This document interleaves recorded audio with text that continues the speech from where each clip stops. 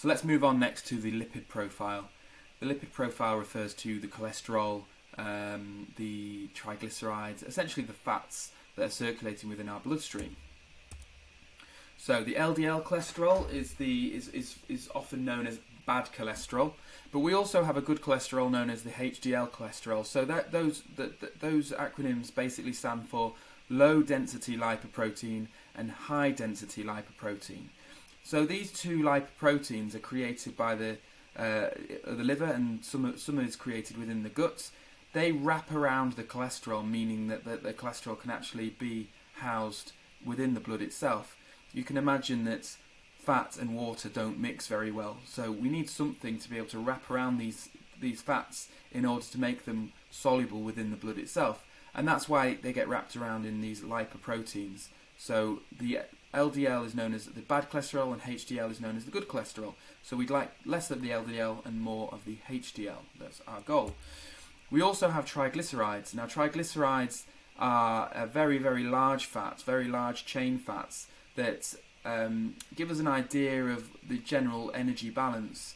Now we look at triglycerides, one because the diet can have a direct impact on how high they are, but also alongside the cholesterol, any of these raised to a level that's completely inappropriate and out of keeping with what we would expect may lead us to think about a genetic disease or genetic component as to why these are getting carried away.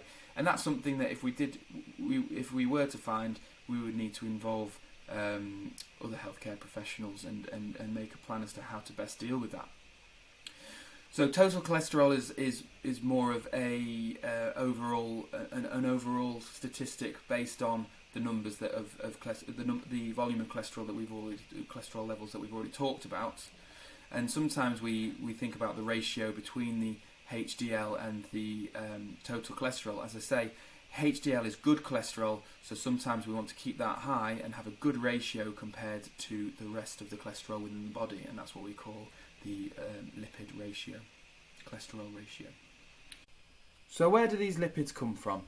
Well, the lipids, as already mentioned, are transported around the body using lipoproteins, and these are packaged up either in the gut or in the liver, and that is in order to make them transportable within solution. So when we look at your actual profile, 20% of that number comes directly from the from the gut, from the food that we eat. That's one reason why actually it's often quite a good idea to do a fasting sample when you do your lipid profile. By doing that, you maintain a baseline. So usually it's a good idea to be fasted somewhere in the region of around sort of 12 hours, something like that.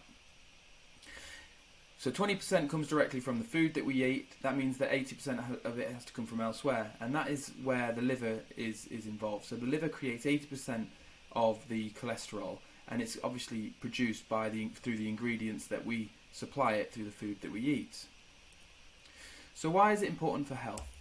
Well, cholesterol is really important for a number of reasons, really. So it's had a bad rep in the past for creating for being a cause of disease, and although that is true, it's also vitally important to remember that cholesterol is needed for a whole host of activities. So vitamin D formation, hormone production. Every hormone requires cholesterol, cell walls, and bile production, bile being the liquid that is created by the liver in order to be able to emulsify fats so that we can absorb them easily.